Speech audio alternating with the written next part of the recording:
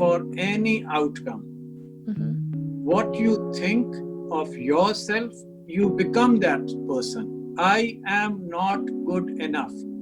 When you have that feeling, you become that person who is not good enough. Well, Gohar, thank you so much for joining me today. I know we've been having conversations back and forth for a while now, and you've mostly heard from me. So now I'm really looking forward to hearing about your background and expertise, because I know you're also a coach, but you focus on NLP. And a lot of people don't know what NLP is, and that's what I want to dive in with you today. But first, can you share a little bit about yourself and just tell the listeners and viewers who you are, where you're from, and what you do? Thanks a lot, Brittney, first of all, for inviting me for this session. My name is Gohar Sharif. I'm a master life coach. I'm a master NLP coach. And I am a Pakistani, born and brought up in Pakistan. Most of my education, and then moved on to Middle East and Europe, worked all over the world, doing project management for the early part of my career. The only continent where I haven't worked is Australia. Apart from that, I have worked almost everywhere, including Canada and America. Okay. It started like when I started in project management. So I was always having a team of different nationalities working with me. So it was always a challenge, because they were like Britishers, Irish, like Australians, like South Africans. They were all coming, Pakistanis and then Indians. So they were coming from all backgrounds and various nationalities. And they had their own issues all the time gelling into as a team. So always I was doing project management, which was the technical part of it. And I was doing half of the time the people management, which was more of a thing, looking after their team cohesiveness, gelling into team so they perform well and I get the desired results. Because we as contributor to the team have to produce results which are in line with the stakeholders' expectations. So I was doing counseling, coaching, training them, and going through conflict resolution, team building, and whatnot. All these sorts of, I was doing formal trainings as well, giving them trainings, workshops. And at the same time, I had a passion for social work, volunteer causes. So I started an NGO way back some 20 years ago to take care of the needs of the people in the city, which is basically around Islamabad. Islamabad is the capital of Pakistan. So there are small villages across the mountains there. Islamabad is in a valley, kind of mountains are around it. A beautiful place. And you must visit one day. I'll invite you, okay? Definitely. So those villages, people come for earn living in the city of Islamabad. And they are very hardworking people. The education and means of living, all those are not that they have many choices over there. So I was spending time over there with my colleagues, my teams, to work on helping them do some kind of social work for them so that they have a community based on some self-sustained concept. It was more on volunteer basis, social reforms, working for the people. And then I started formally into life coaching. I got my first certification done way back in 2003. So it's more than 17 years I am into this. Started with life coaching, formal certifications, then into NLP. Now, NLP is something very interesting. NLP started in fact, in USA, in University of California, way back in 1976, when Richard Bandler and John Grinder, they were studying there, and they started working on a concept, why some people are successful all the time, and why some people struggle at work, struggle at relationships. So all the time there are issues. So were there people like born losers and born winners? Or is it something to do with their strategies, their working models, and their behaviors? So they worked upon this hypothesis for quite some time, and they observed two very famous psychotherapists, Fritz Perl and Virginia Satir at that time. They also observed Dr. Milton Erickson, who was a pioneer in his field, psychotherapist and a hypnotherapist.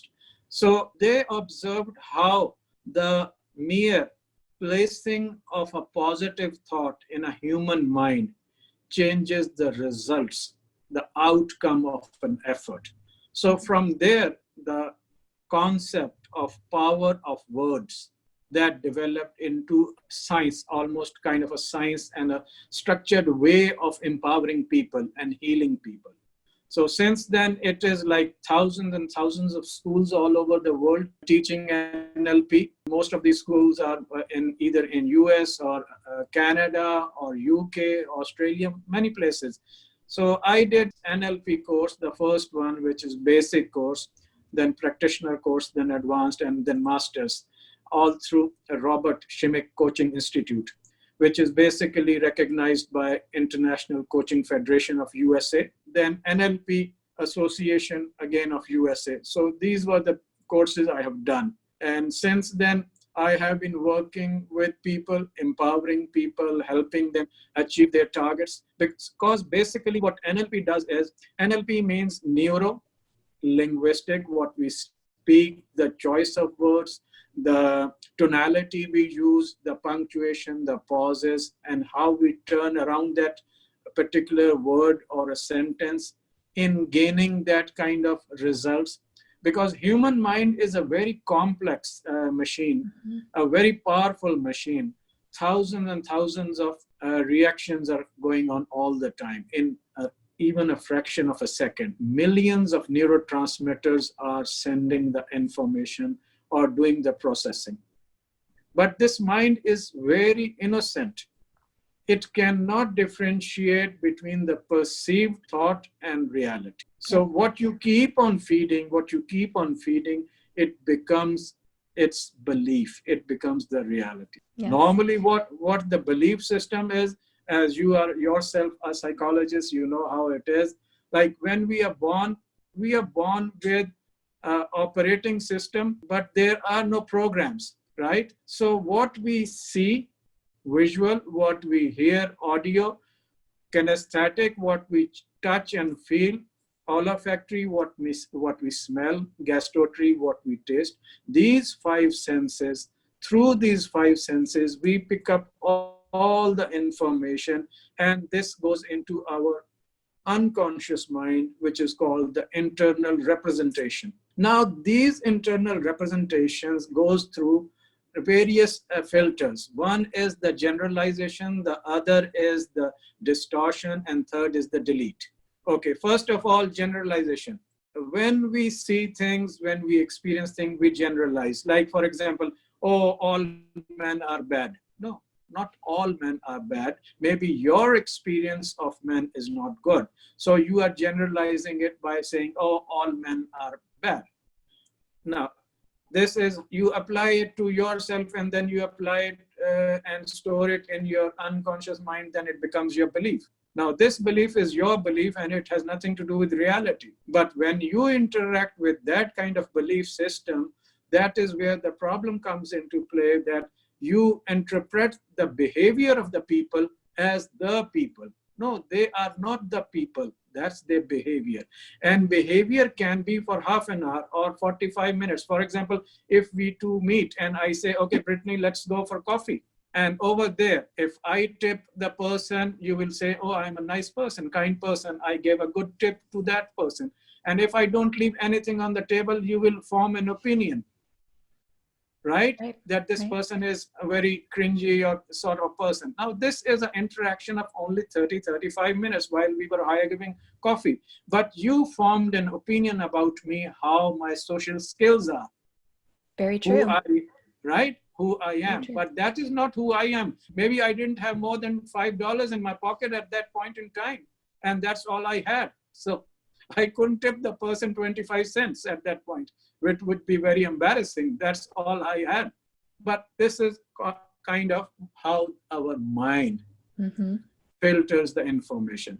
The second is like distortion. For example, if I say, okay, I am thinking about I should stop beating my wife. Now, immediately somebody will overhear me and say, what? What was that guy telling that lady over there? Now, we are in a conversation and somebody just heard that particular sentence, right? Not the preamble to it and not the later part to it. While I was discussing with you that me and my wife, we both play table tennis every night after dinner, right? And she loses. And when she loses, she is in a bad mood, right? So I was talking to you and I was telling you I'm really seriously thinking I should stop beating my wife, right? That's a good point. Yes, that's a great example. Right. And then distortion. Distortion is, this is distortion. Delete.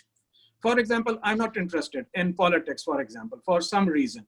And you are following politics, right? You have a certain figure, a role model, or someone you follow, right? It can be Donald Trump, it can be anyone for that matter, Joe Biden for that. These are the two gentlemen who will be contesting for the next election in November, right? Now, I follow politics, I'm not interested, but when you will be talking to someone, I'm just passing by, even then I will pick up something which is, oh, Brittney likes so-and-so, right? That information, that residual information will go into my subconscious mind, right? So when we meet, the two people meet, we meet and we form perception about the other person. It's not that I am interacting with Brittney reality. I'm not interacting with Brittney's reality, but what I am perceiving of Brittney. So it's basically two perceptions are meeting and we are meeting, and then within that 45 minutes of coffee or lunch or something, we do things and then we interact. Okay, let's do some. And then we form our opinions. I can work with that person. He's so good or she's so easygoing. And we converse after some time. But it's the first impression and the first interaction, which forms the basis of all that. Now, NLP, what it does is it helps people think in a structured way. There are models, there are techniques. Even if your early responses, early childhood, you had issues, you can still overcome those challenges and move on in life. When we are born from 0 to 7 years, that's the imprint age, right? And the imprint age, whatever we see, hear, and feel, it all goes into that imprint. Usually the girls follow their mommy, their mother, their more role model, and boys go after their fathers. So their role model is another person who is role model for them. How he drives, how he moves in the society, what mobile phone he has, or whatever. Those are the now that young boy at the age of 8 to 10 years of age picking up all those things and taking it as the things you must have growing up, right? So when we move on to the next stage, which is the socializing age, 14 to 21. We are carrying all those things, the early childhood upbringing, parenting experiences. If we were welcomed, we were appreciated at that time, everyone was very supportive of our behavior or our, during that 0 to 7 years, we become very confident. We are very composed. But if we were neglected at that time, 0 to 7 years of age, we were scolded, we were punished, we were at most of the time ridiculed or made fun of. So then we lose confidence in ourselves. We have self-doubts about ourselves, our capability. We have very low self-esteem. A broken child is a broken adult. When we go into the real world, that is 14 to 21, socializing, and then the practical world as per the norms of the society, we are not performing according to the norms of the society.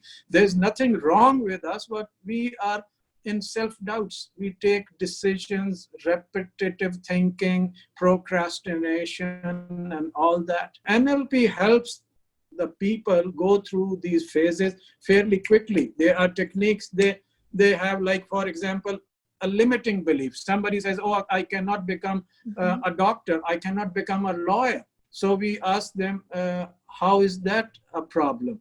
Or when did you decide that? For example, somebody comes to me and they say, oh, I'm suffering from depression.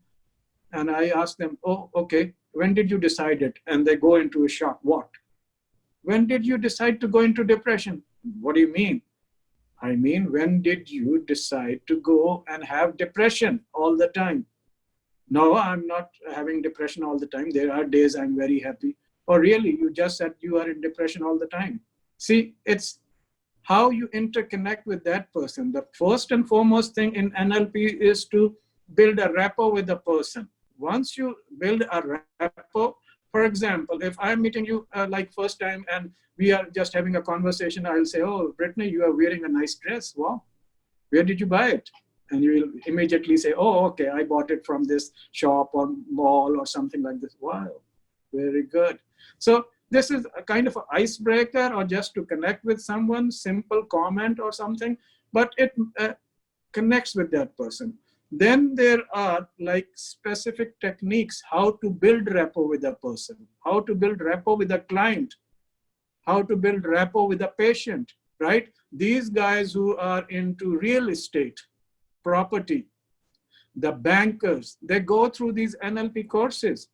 And they are trained into approaching the client in a specific way. Hello, ma'am, how are you? What a lovely weather. What a beautiful dress you're wearing. Something like this. Immediately, everyone will be welcoming that person when they walk in, right?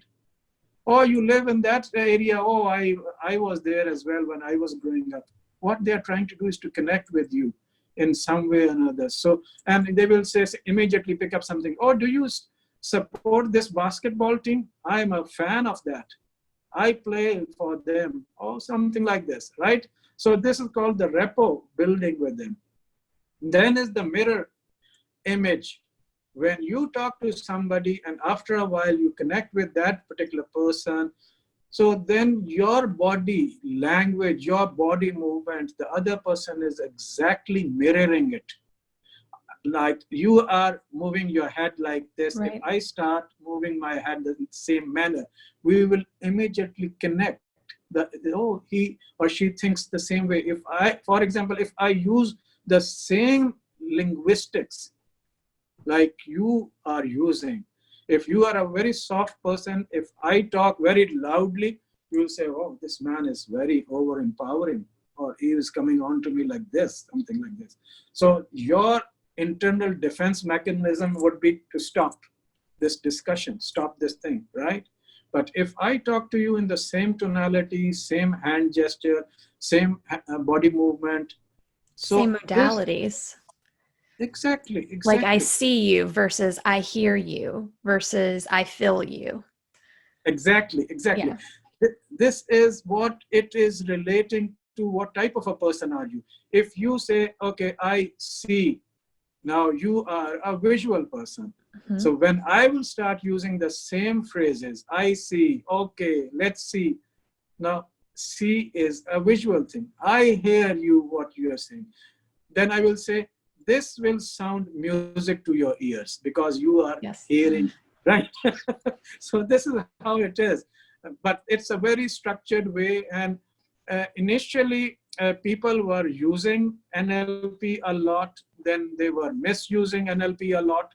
Even today, people use NLP both ways in terms of not only using it, but people who do hypnosis along with NLP, they have a big edge over people when it comes to client negotiations, when it comes to contract negotiation, mediation, hostage taking situations, because you can install positive thoughts. You can install particular thought pattern. Then you can predict the outcome as well.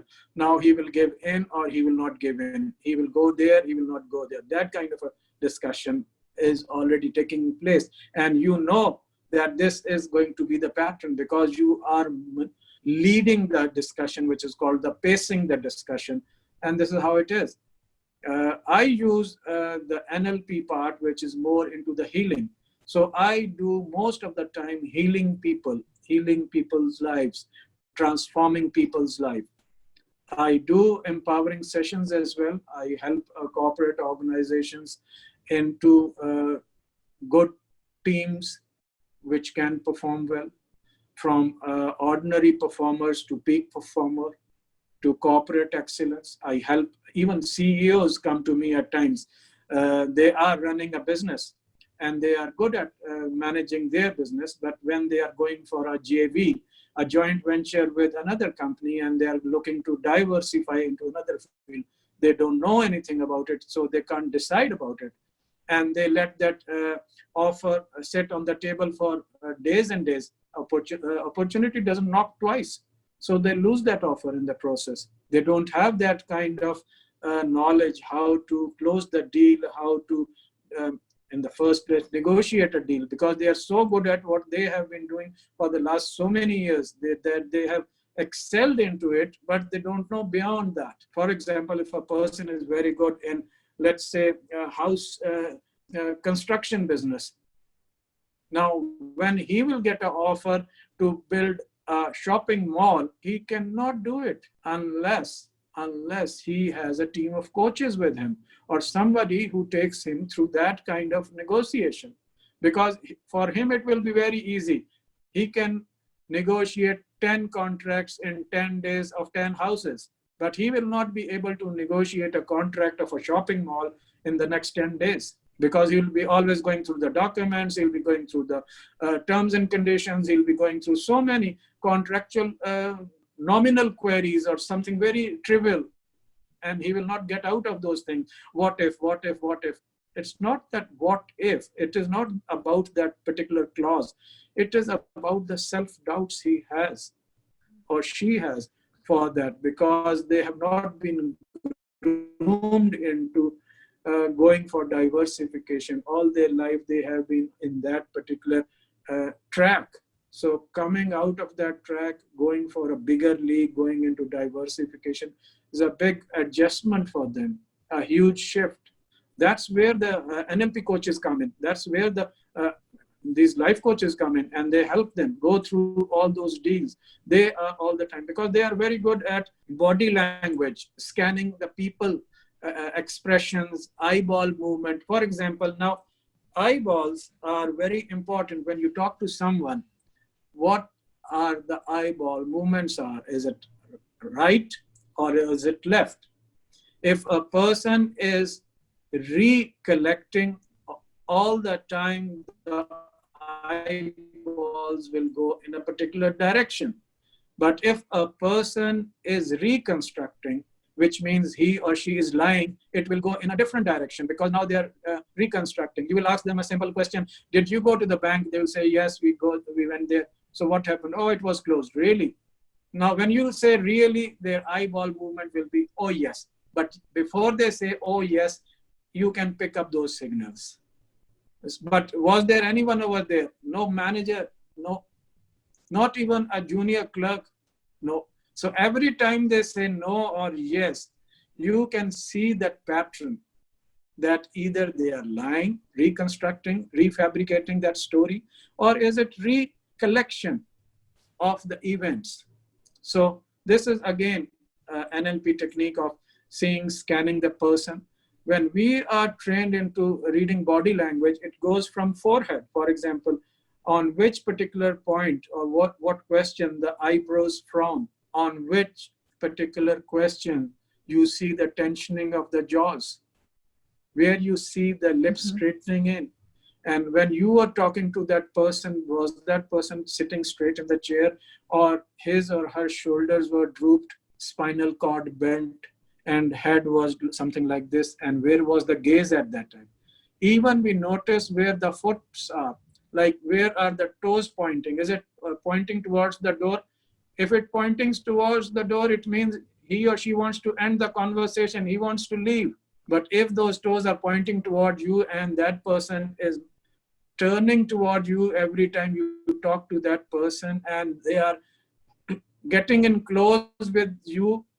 Physically, they are taking a step while talking to you. They are making eye contact. There is a smile on their face. They're not fidgeting through their iPhone or something. It means they really want the conversation to go to the next level. They If are only into. everyone would pick up on those social cues. So many people just cannot pick up on those cues, right? How many times have you been speaking with someone and they're turning away, or even they're walking, and then you find someone following them because they just don't pick up on stuff like that? You know, we could Exactly. all Exactly. benefit from NLP and picking up on these Yes. cues. Yes. Sorry, go Exactly. ahead. Okay. So this is these are subtle signs, what you just highlighted. People don't really give attention to it, but these are the cues which give you a good idea where this discussion is leading to. Are you going along with that person? Have you captured his or her attention? Now, can you go in for further reinforcing that discussion, that argument? Can you go for closing that deal? So it goes into that context when that person is a client, but the same goes when he or she is your patient, right?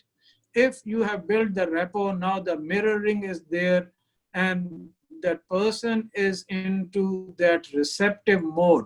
Now, if you tell that person at that particular point is to take care of your life, please quit smoking. It's not going to help. It's not helping you at all. Or you quit drinking and be sober. You have to come out of this.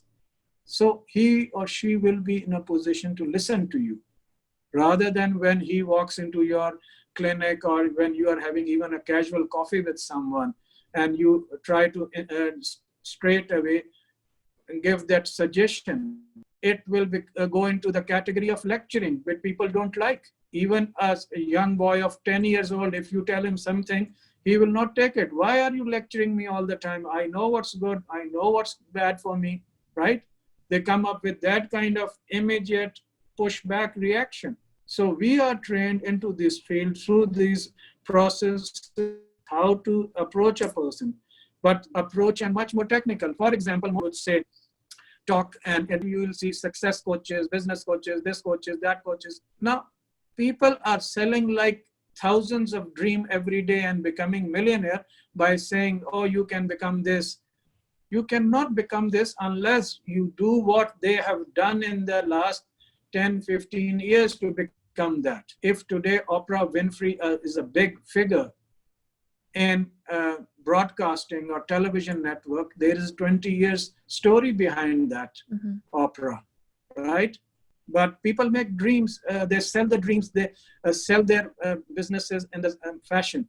And the industry is being now, as per Harvard Business School review, that coaching industry is going to become the third most highest paid business in the world. And especially after Corona, it's going to become probably the second highest paid business in the world, because everyone needs someone to tell them something, coach them something. People are going through stress, so you need relationship coaches. People are going through divorces. Families are torn apart, lives are torn apart. So family therapists are needed because of these stress and anxieties.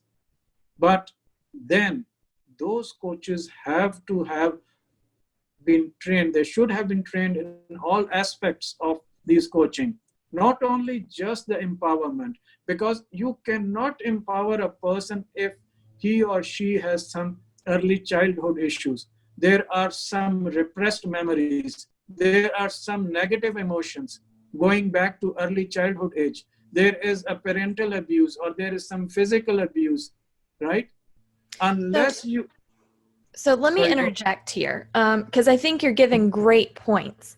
But let's dive a little bit deeper into some of these techniques, because you've mentioned, people stop smoking or someone stops drinking, and NLP is often used alongside of hypnotherapy, as well as you had mentioned. So I know people who do different types of strategies for people to quit doing something. For example, I was watching one NLP practitioner who had them visualize something like a cigarette, right? And what do you enjoy about the cigarette? And they switched modalities, right? So the senses. And so they have them visualize this.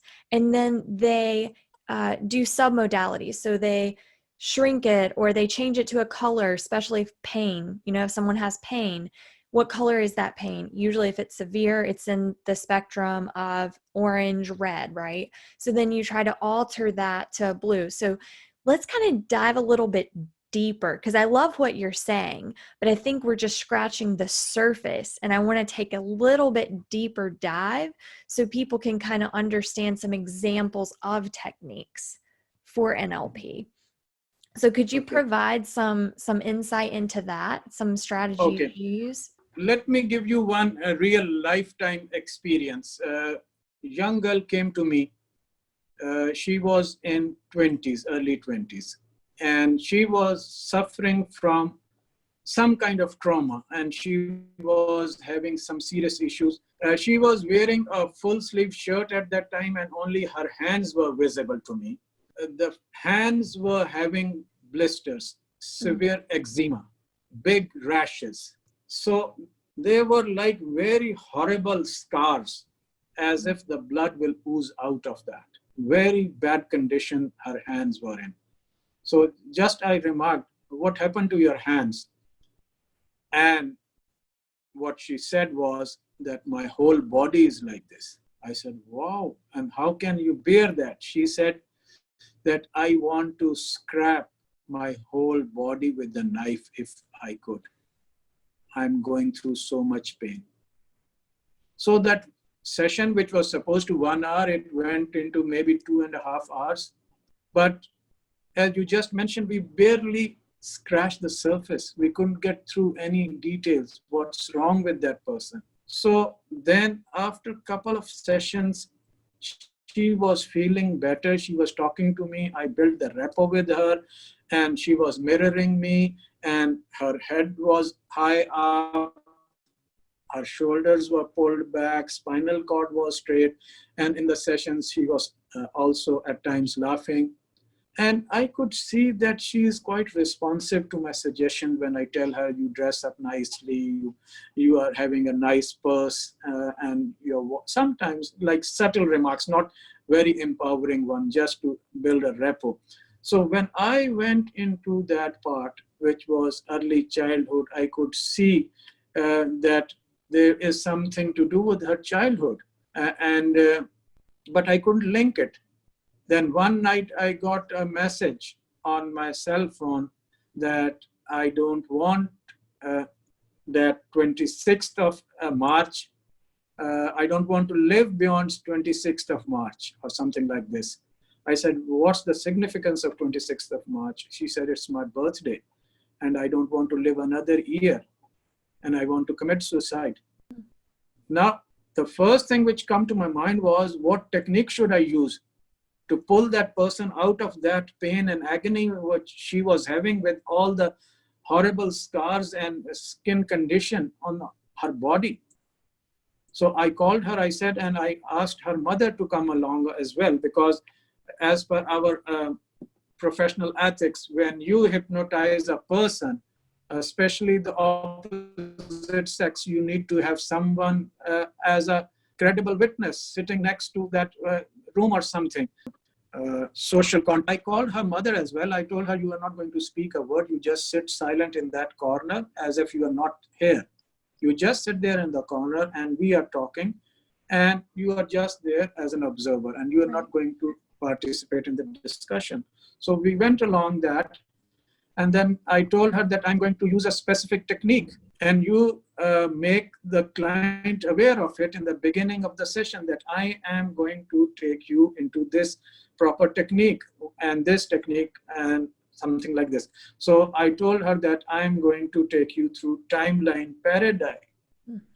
Timeline paradigm, TLP therapy. Okay, she said, okay, what is timeline?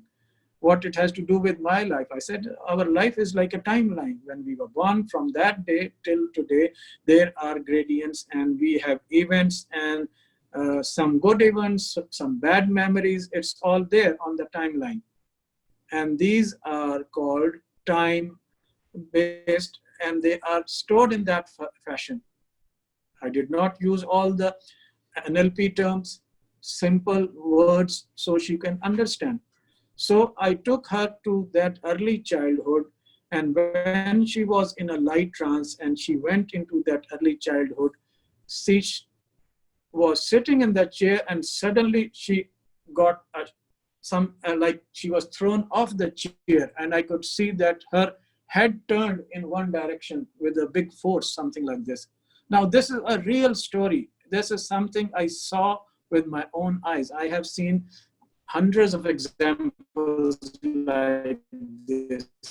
The body goes into the same reaction, the pain and everything, when you take a person on that timeline therapy thing, because the body experiences the same emotions. Everything is so real. So at that point, if I had tried to touch her, she would have maybe slapped me back or hit me back or something with big force, right? Mm-hmm. So I just kept on talking to her. Okay, what is it? What you are going through? Okay, would you like to share with me? But she started crying at that point. So I said, okay, it's okay. Now everything is okay. And tried to console her through words. And then I took her out of that situation and break that trance. And then I asked her what happened. She said, my father, when I was 3 or 4 years old, slapped me for doing some mischief, something naughty, something like this, where I did. And he slapped me. And then there was a pattern of physical abuse she went through. And she had so much hatred for her father that she did not want her name to be associated with father's name. Mm. And she was having that kind of anger within herself. And that anger was boiling inside her to such a degree that when she used to go back to her house, she would develop all those rashes. And when she used to come out of the house in the morning and go to the university, the scars were there, but it was not irritation. Mm. Then I figured out the pattern that it is related to the house, related to the father and everything. So I asked her about the hobbies and things like that, so I can push her more into that, like painting. She was very fond of digital media marketing. She was very much wanted to do some courses. I said, okay, go ahead, do that. But one day I told her, she said, I want to get over all these issues. I want to be productive. I said, okay, go ahead. If you want to do it, then I have something for you to do it tonight. She was very eagerly sitting on the edge of the chair, and she said, what you want me to do? I said, go to your father's room tonight. Open the door, knock the door, open the door, and say, can I come in? They were not in talking terms for last so many months or years. She said, I cannot do it. I said, okay, it's up to you. If you don't want to do it, you don't want to get healed, it's up to you. And then she said, okay, I'll give it a try. I said, yes. If you will give it a try tonight, I assure you, you will get better soon, very quickly. You will overcome all these issues. She said, okay, I'll try. So the next session, when it was after a day or two, she came and I said, did you try it? She said, yes. I knocked the door and he said, who is it? When I said, it's me, he did not answer back. So I did not enter the room. So nothing happened. I said, okay, today we are going to do it again, one more time. She said, but I'm not comfortable. What if he doesn't do it? I said, doesn't matter. You try it one more time. At least for the rest of your life, you will not be in that state of mind or that particular thought that you didn't try it. Try it this time. You go and knock on his door. When you enter the house, go and knock on his door And when he asked, you tell it's me. So she went to her house, she knocked on the door, and when she said, it's me, her father opened the door and asked her in a very abrupt tone, maybe rude tone, what do you want? I had told her that instead of responding, just hug him. And don't let him move from that position. Even if he tried to move away, you just hug him. In the beginning, she said, it's very difficult for me to do that. I said, if you want to heal yourself, this is the way, the shortest possible way I can think of. So she did. And then his father hugged her back and they cried for hours and hours. They were there in that room for, I don't know, the whole night probably, talking about all those things, crying and laughing and crying and laughing. And from that day till she came back to me for another couple of sessions, they were together as very good friends. They become buddies and they were planning picnics, going out to movies and dining out and everything. Sometimes the recipes, sometimes these techniques are very painful. Yeah. Sometimes the healing itself is more painful than the wound. I totally agree. Yeah, 100%. And we as life coaches, we are trained into doing this kind of open brain surgery. It's just like open heart surgery. This is open brain surgery because you're opening up a person and you should know what to do, what ointment, what medicine you will apply to it before zipping it up, like stitching up. Now that person has opened up in front of you, everything, his or her life is now on the table. You should know how to manage it. That is the area where I have so many issues with most of these coaches are that they don't know what to do. Talk is cheap, but talk doesn't cook rice. This is a Chinese proverb. You should know what to do, what steps you need to take, what techniques you have to do to heal that person. That's the basic purpose. Why is that person coming to you is a life transformation. And it cannot happen if there is a hole in the soul. Yeah. And your approach was approaching with compassion for someone who, at least for her in her situation, it was extremely difficult because she had been hurt so many times by this person and there was so much resentment and negative feelings around that. But just doing that simple act opens the door for conversation. And I think we want conversation and understanding first. And then once we feel understood, then we will give compassion. But sometimes we usually have to do the compassion first, which opens the door to understanding and conversation after.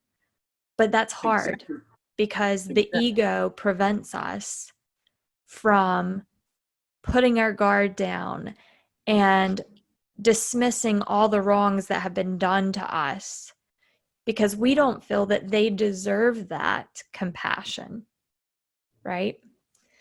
But sometimes that's the thing that breaks open the door. But it's difficult, and you have to be brave. Exactly. And that girl healed. That girl healed within next couple of sessions. The marks, those horrible skin rashes, those disappeared. Then they were just dark spots. Then those disappeared as well. Without any medicine, without any ointment, nothing. Previously, she was taking so many antihistamines, there were anti-allergy, so many things, tablets she was taking. But by this specific exercise and the way she went into that, with all the commitment, she wanted to heal her life.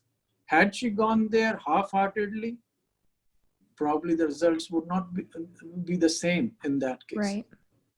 And one thing that you often hear with things like hypnosis and neuro-linguistic programming, NLP for short, but things of this nature, a lot of people label it as pseudoscience, right? Exactly. Because our thoughts and our conscious mind can't be held, it cannot be grasped.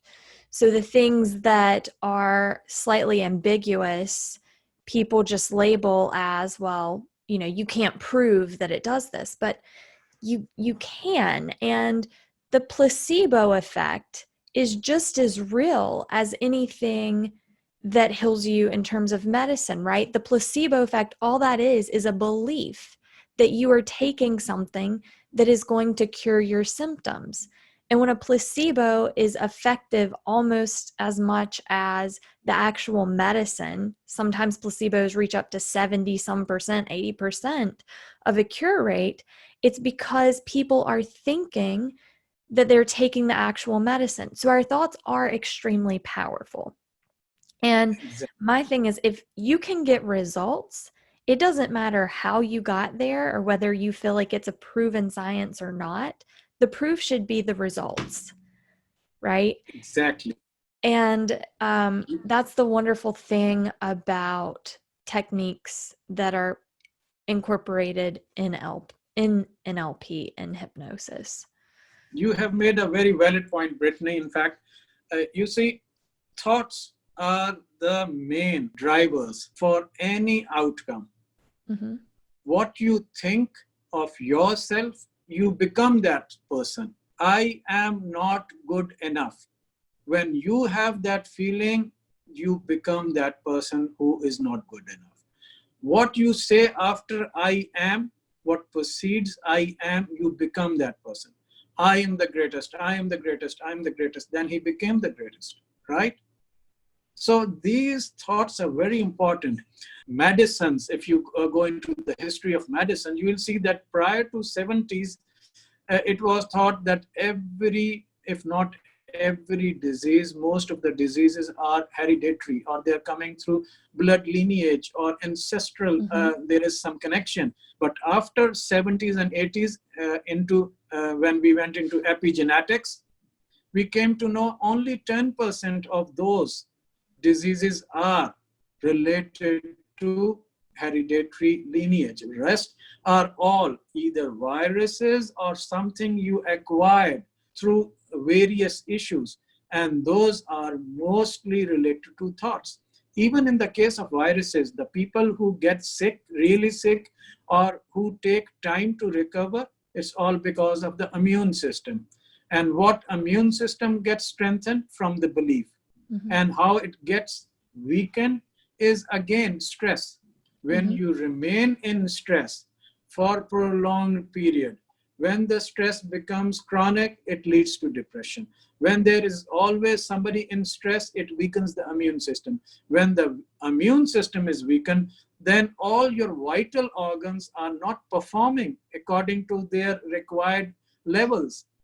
Their low performance is affecting the other vital organ, for example, liver or kidneys or something. Then everything is putting a load on maybe heart, and heart itself is having issues because of the cholesterol or blood clotting or something like this. So there is a whole cycle and a big science of epigenetics, which tells us that the placebo effect is the main factor in somebody getting cured, getting well, before the effects of medicines kick in, because it takes about 4 to 6 weeks before the medicine effects take place in a human body.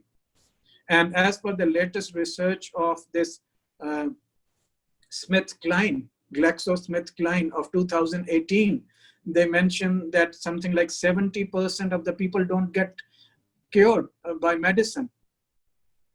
Well, medicine often targets the symptoms. It can Yes. reduce inflammation, but it never gets rid of the source. And like you were saying, there's a mind-body connection. Our thoughts produce the neurotransmitters that are going to be released in our body. And whatever those neurotransmitters are, that is going to affect our physiological health, right? Exactly. And it also affects the tension in our bodies. So people that are stressed, their muscles are going to be drawn up more, right? Versus somebody who's calm and relaxed. And Exactly. I don't think people realize how significant our thoughts are. They just don't understand. Like you were saying, people think, well, I have anxiety, I have depression, my family has anxiety and depression. And that's the way I used to think for so long.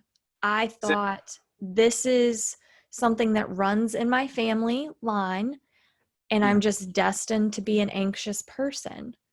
And it exactly. wasn't until I started to study psychology, mindfulness, and just practice that stuff. I really wasn't trying to change my anxiety. I didn't think I could, but I started to practice these things and it changed itself. You know, I became less anxious.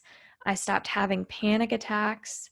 Yeah. So I I know for a fact that you can heal certain elements. And people say, well, what about cancer though? Other things cause cancer.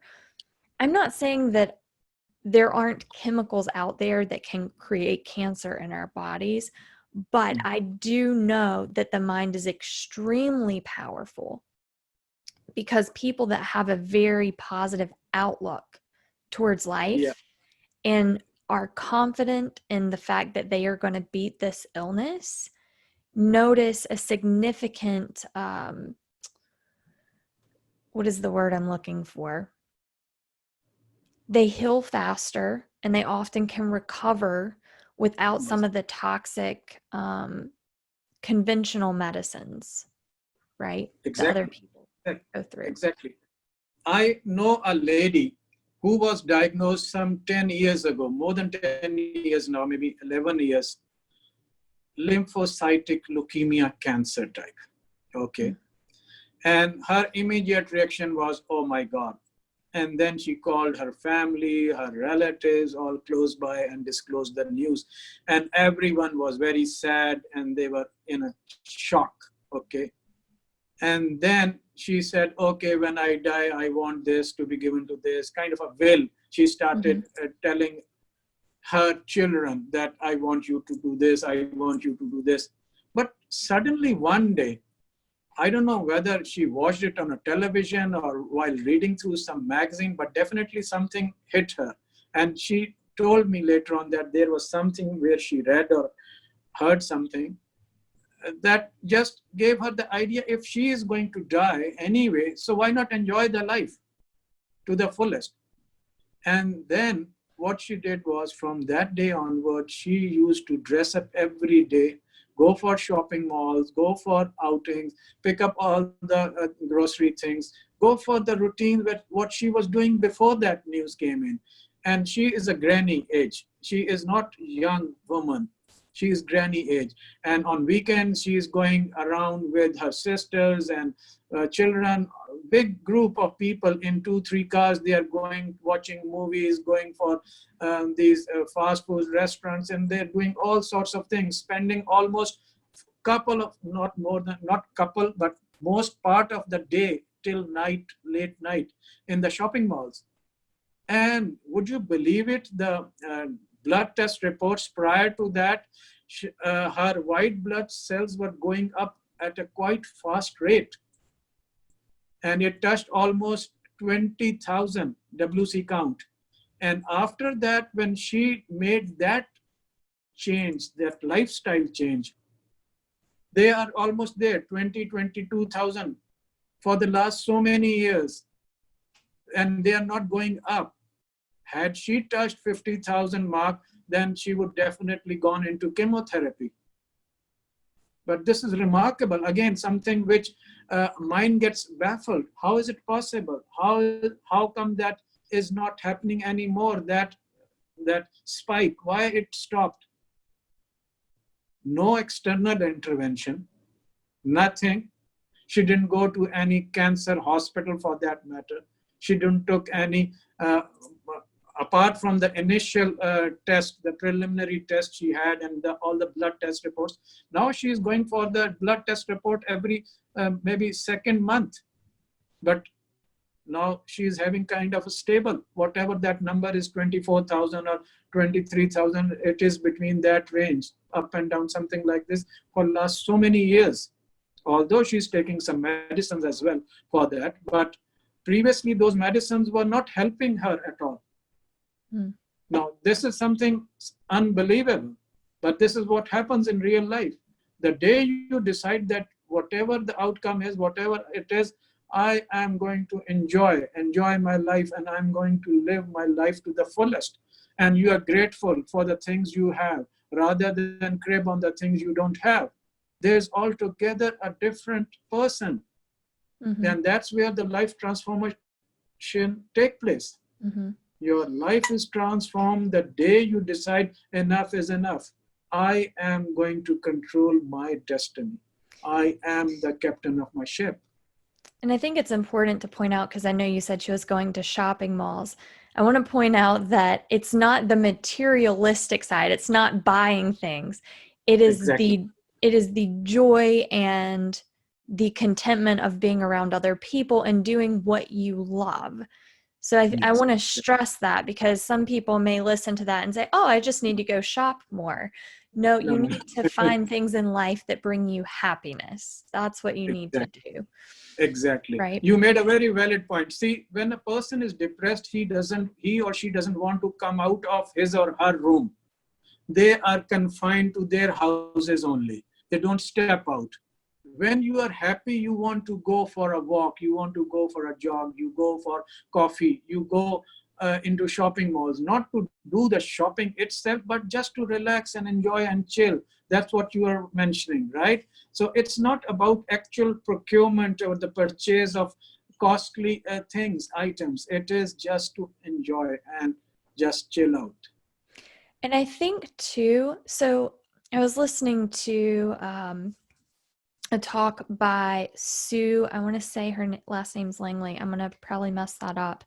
But I was listening to one of her talks, and she was talking about a Prada handbag. And those things are expensive. They can cost like thousands of dollars. I'm not a name brand person, but she was saying how much she wanted this Prada handbag. And she had been saving up for years so she could purchase one.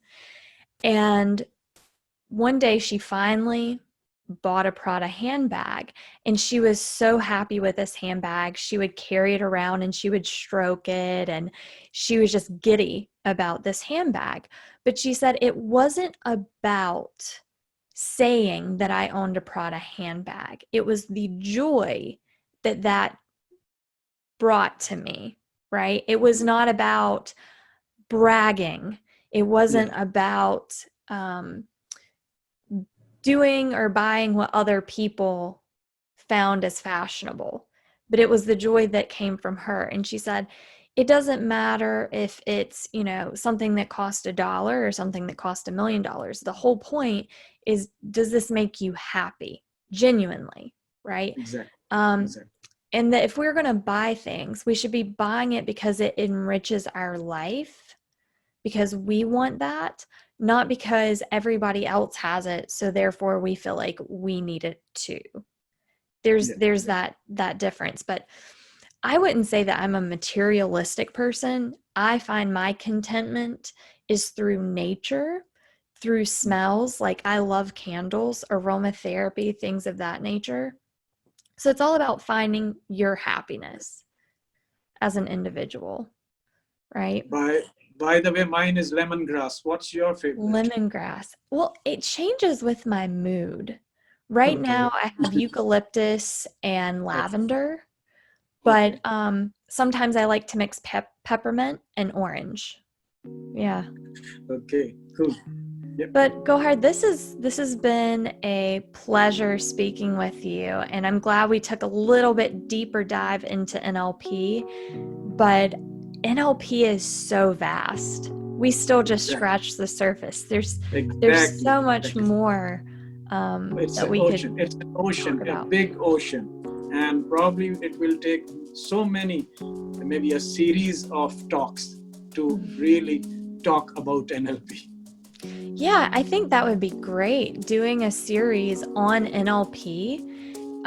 just as you discussed, and then maybe one day just talking about modalities, and then another day talking about how the timeline works and how visualizing the timeline and shrinking things and elongating things.